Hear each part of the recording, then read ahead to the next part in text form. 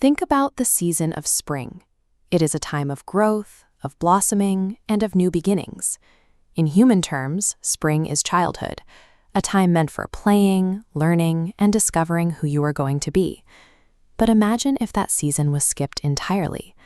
For millions of children, the harsh reality of poverty strips away the vibrant days of youth before they ever have a chance to bloom. This exact problem is what writer Jung explores in her book, Lost Spring: Stories of Stolen Childhood. Jung takes us into the daily lives of children who are forced into labor instead of going to school. She documents how deep-rooted social traditions and extreme poverty rob these kids of their innocence. Because they must work to help feed their families, these children never get to experience the spring of their lives. They bypass it completely, plunging directly into the cold, demanding winter of adult survival. Look at this photograph of displaced families. Years ago, severe storms destroyed homes and fields in Dhaka, Bangladesh. Desperate for survival, families had to flee, and many eventually settled on the outskirts of Delhi in a slum called Simapuri. One of the children living in Simapuri is a young boy named Saheb. His full name is Saheb-e-Alam, which translates to Lord of the Universe. Yet his daily life sharply contradicts that grand title. Instead of ruling a kingdom, Saheb spends his days wandering through massive, bird-swarmed garbage dumps, digging for anything he can sell. To the adults in Simapuri, this garbage is strictly a means of survival. It provides the money they need to eat. But for a child like Saheb, the dump still holds a tiny bit of wonder. Finding a single stray coin in the trash feels like uncovering buried treasure. The people of Simapuri live in a strange kind of limbo. They have lived there for decades without running water, proper sewage, or formal identity documents. They rely entirely on government ration cards, which let them buy cheap food, but keep them completely invisible as citizens. So the Lord of the Universe truly rules only one thing: the garbage heaps of Simapuri. His entire kingdom is defined by a desperate daily struggle simply to stay alive. Eventually, Saheb leaves ragpicking and takes a job working at a local tea stall. In exchange for his labor, the owner gives him all his meals and a steady 800 rupees a month. On the surface, this sounds like a step up, but think about the physical tools of his work. When he was a ragpicker, a light plastic bag over his shoulder, and that bag belonged to him. Now he carries heavy, rusted steel milk canisters that belong to his new employer. That physical weight reflects a psychological shift.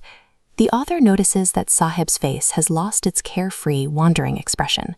He is now bound to a rigid schedule and the strict demands of a boss. By securing a small, guaranteed income, Saheb trades away the only valuable possession he ever truly had: his freedom. He is no longer his own master. Let's travel a bit south to a town called Firozabad.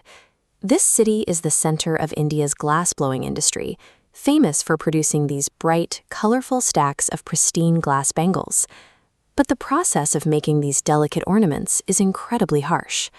Look at the conditions here. Around 20,000 children work illegally in these dark, suffocating rooms, shaping glowing molten glass in front of hot furnaces, often losing their eyesight before they ever grow up. Here we meet another young boy, Mukesh. He was born into a family of bangle makers. Because of his family's caste, society expects him to quietly inherit this dangerous, grueling profession, just as his father and grandfather did. Mukesh's community is trapped in what the author calls a vicious circle. When these workers try to organize and demand better conditions, a powerful network pushes back. Moneylenders trap them in debt, middlemen control the trade, and local police and bureaucrats ignore their suffering. Over decades, this relentless pressure breaks the spirit of the older generation.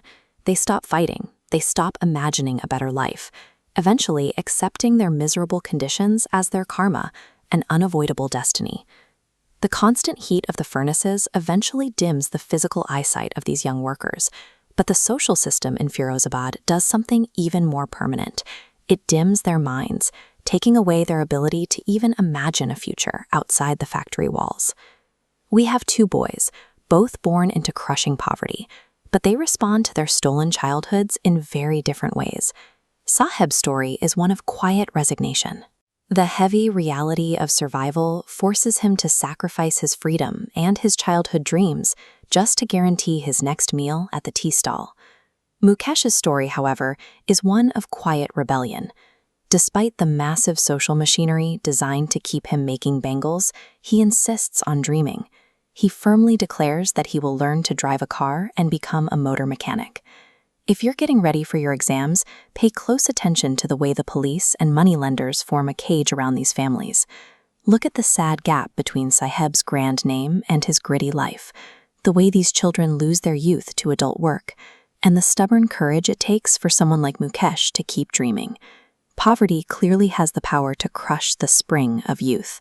But through Mukesh, we see a spark of defiance.